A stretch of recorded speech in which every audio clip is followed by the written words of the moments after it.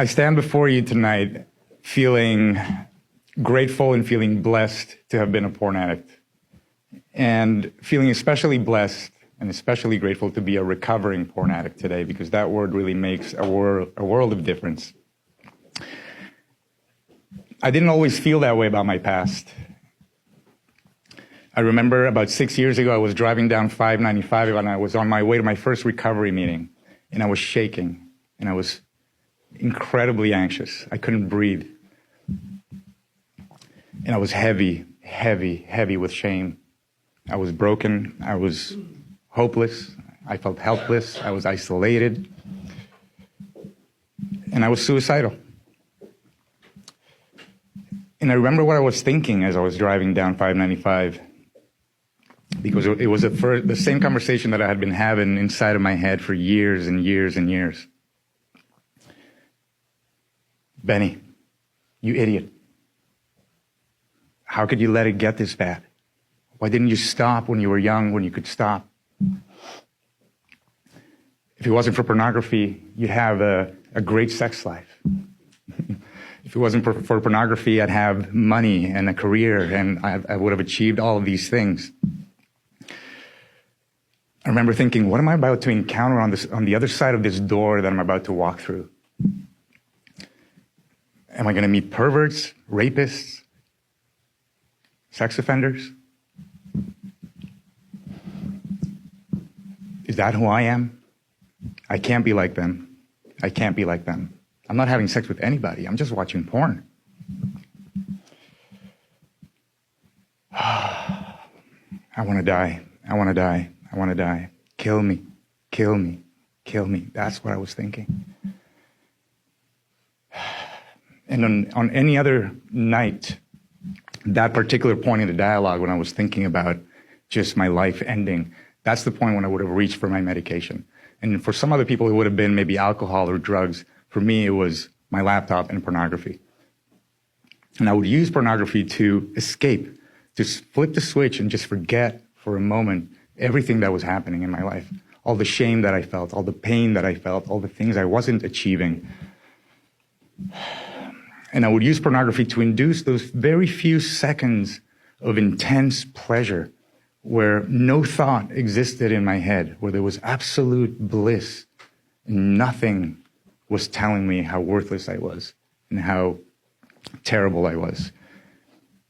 But I was trapped. I was trapped between a rock and a hard place, because on the one hand, the only solution I could conceive of for my pain was ending my life. And on the other hand, I knew what that would do to my family, and I had experienced it firsthand, so I knew I wouldn't kill myself. So at that point in time, the only solution I had to medicate or to go through any of my days was to act out with pornography. But not that night. That night I arrived at my first recovery meeting, and I remember sitting in the parking lot. My heart wasn't pounding through my chest. My heart was stuck right here in my throat. I couldn't breathe. And once again, that thought, what's waiting for me behind that door? I don't remember how I got from the car to the chair. I don't. I still don't remember. But I remember a lot of the faces that waited for me in that room. And as I looked around before the meeting started, everyone just seemed so normal.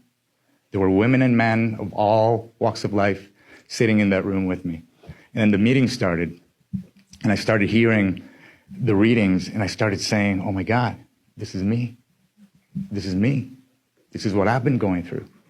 And I knew in that moment that I had come home and that I needed to keep coming back.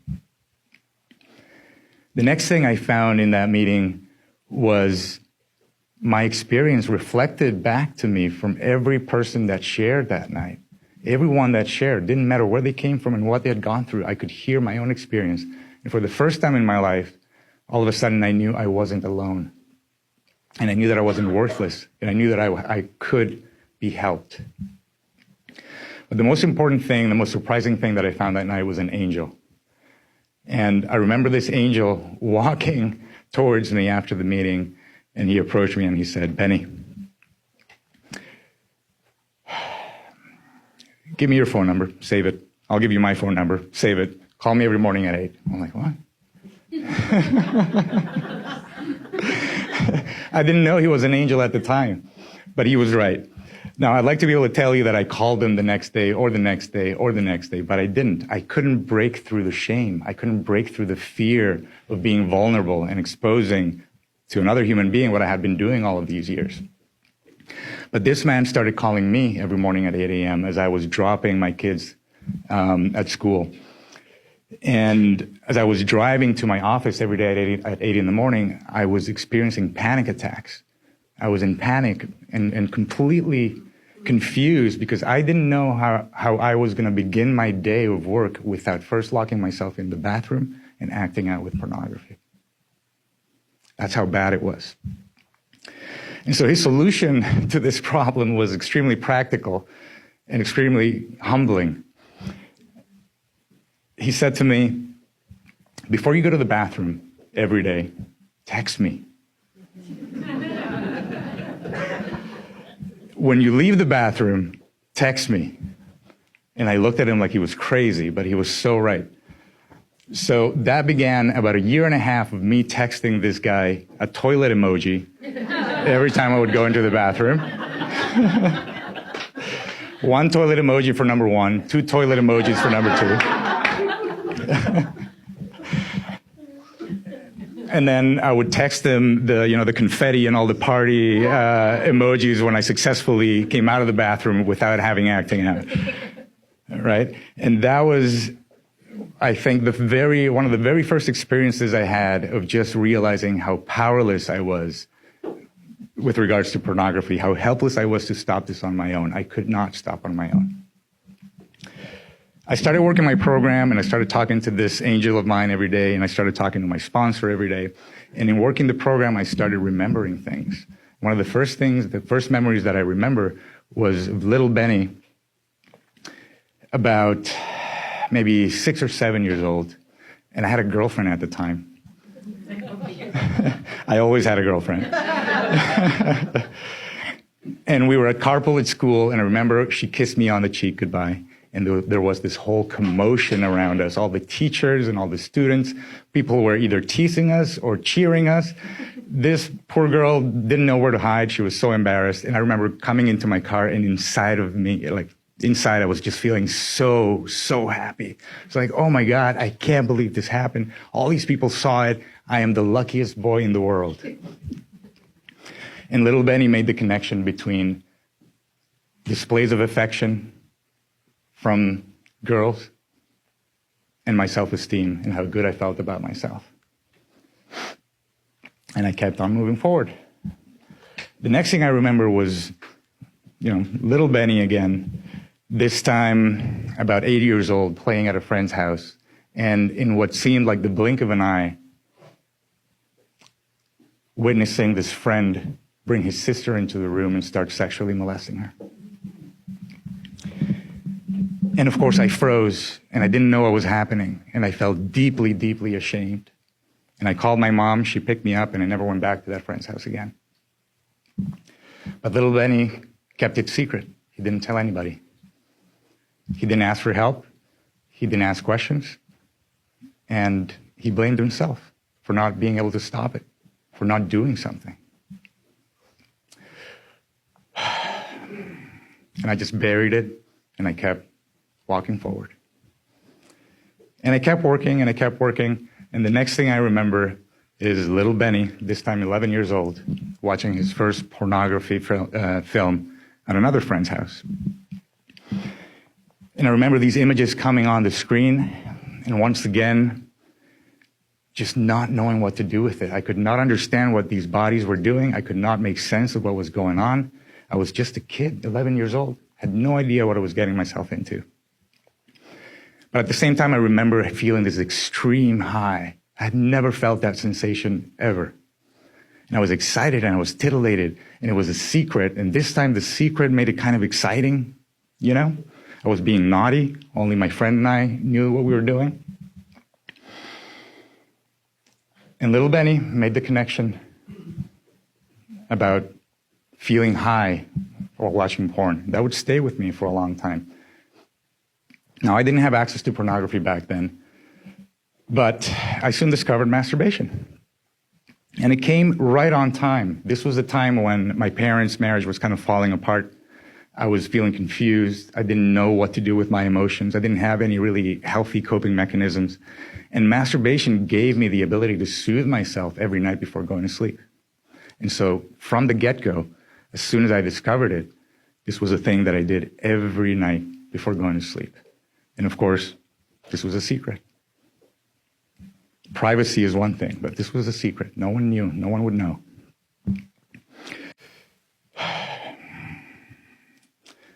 And at that age, maybe 12 or 13 years old, I remember that I would fantasize when masturbating. I remember that I would fantasize about the things that 12 and 13-year-olds fantasize about.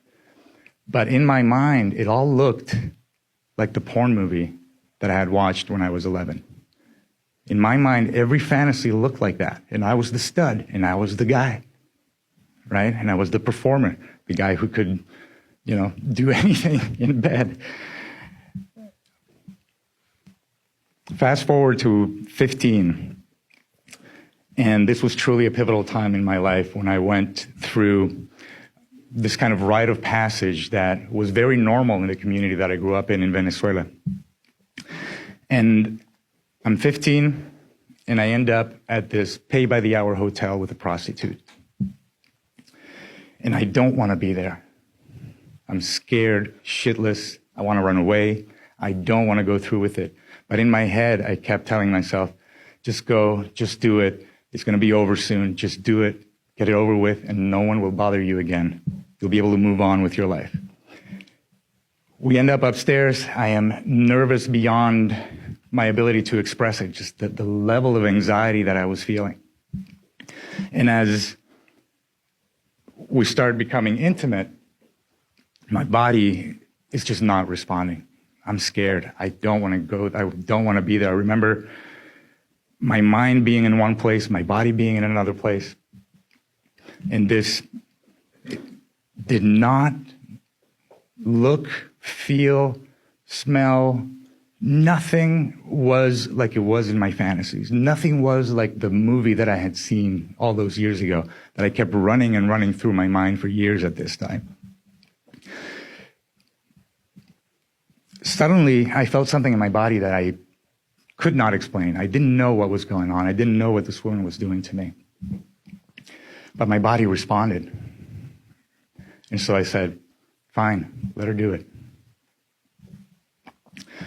Shortly thereafter, she brought me to orgasm, and I was laying there kind of looking at the ceiling, feeling so humiliated, so ashamed. And the orgasm itself, I can't express or maybe explain what it feels like to have the pleasure of an orgasm and simultaneously have this tremendous bucket of shame and dirtiness at the same time. Really messes with your head. And there I am, lying on the bed, looking at the ceiling, just at this point kind of saying, finally, it's over. And I looked to my left, and the first thing that the woman did after our encounter was just kind of stand up and go away and go wash. And once again, all I felt was, oh my God, this is so dirty. This is so gross. It was one of the most humiliating experiences that I've ever gone through. And it launched me into this cycle of depression and insecurity and questioning of myself for many, many years. But of course, little 15-year-old Benny didn't ask for help. He didn't tell anybody. He kept it a secret.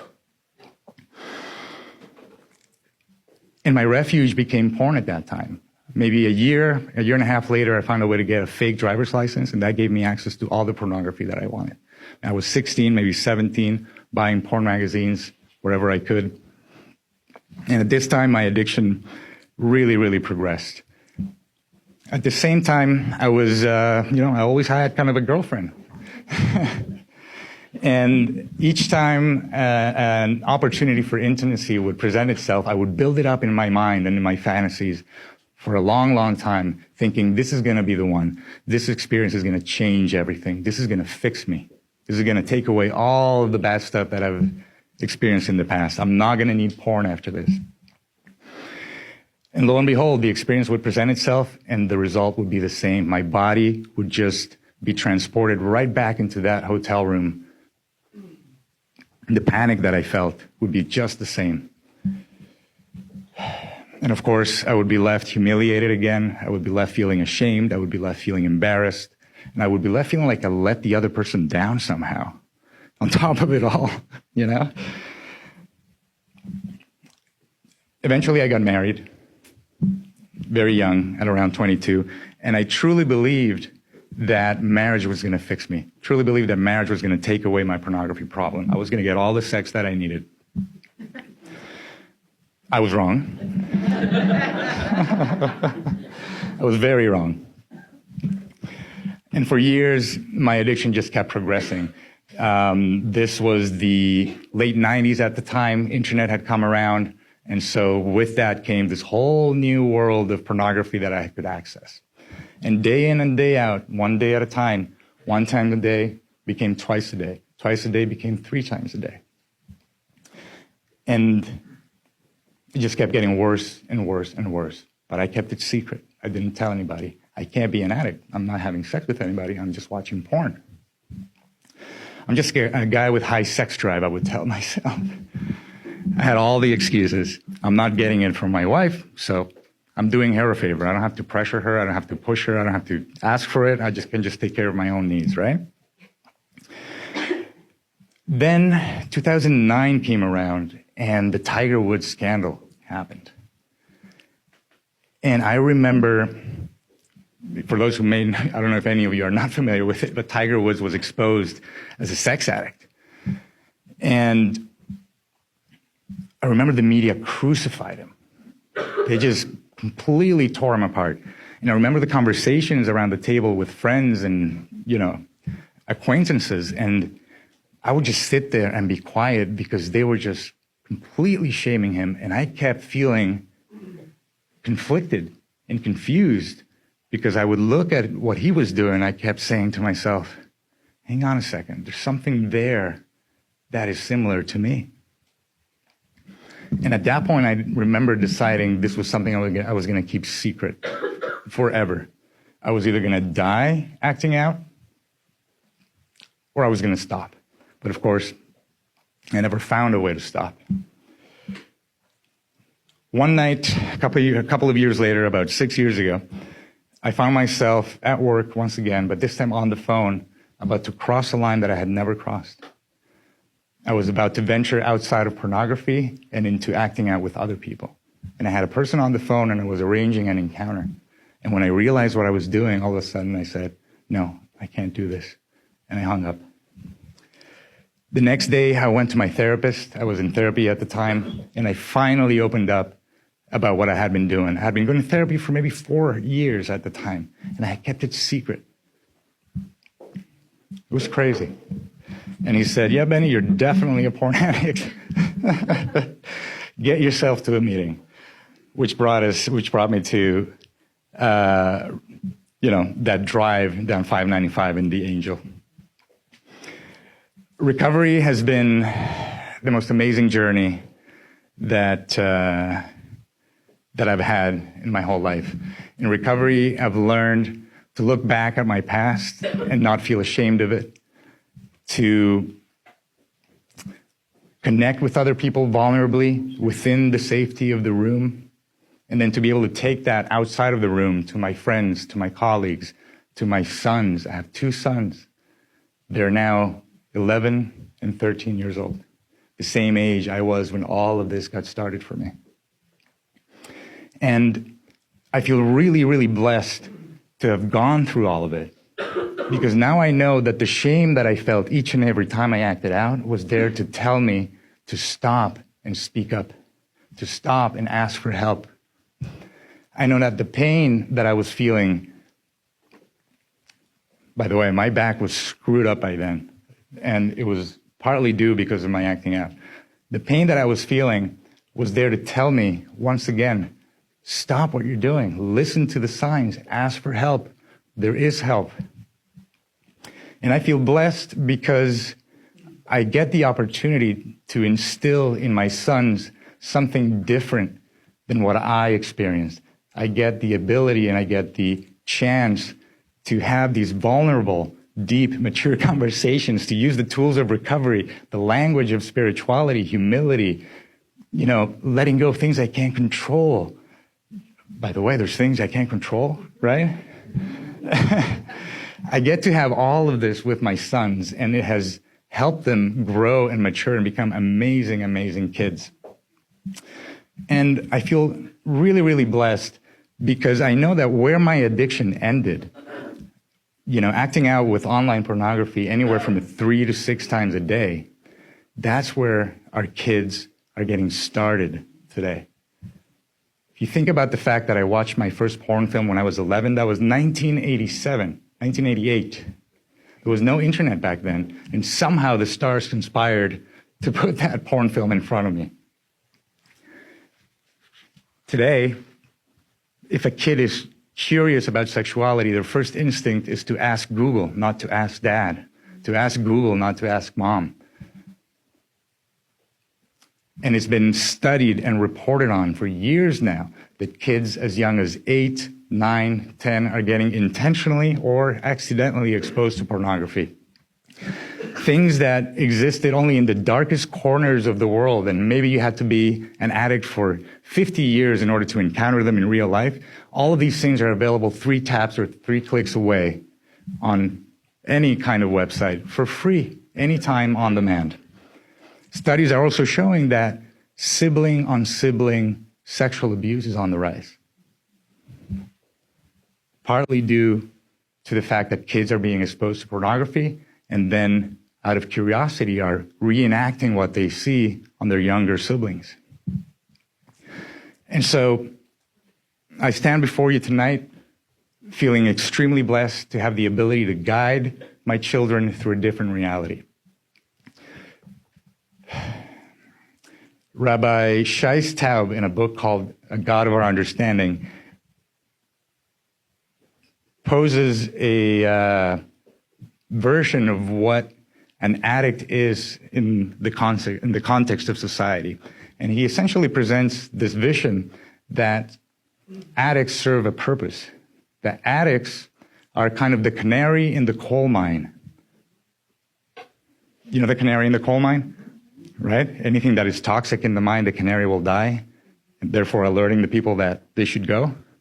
Right? Addicts are the canary in the coal mine. We are today the ones who are here speaking. We are the canaries who survived the coal mine. Whatever is toxic and destructive out there in the world, we're going to be the first to show the symptoms. Whatever is nourishing, spiritually nourishing, whatever is constructive and positive and creative, we're going to be the first to benefit from that and to be able to spread it and give it as well. So I'm really, really happy to be here tonight, really grateful that I get to stand here as a canary who survived the coal mine and sing my song, and ask you that if you're suffering in silence, to just ask for help. If you feel ashamed about what you're doing, speak up and ask for help. There's an angel waiting for you, waiting to help you as well. Thank you very much.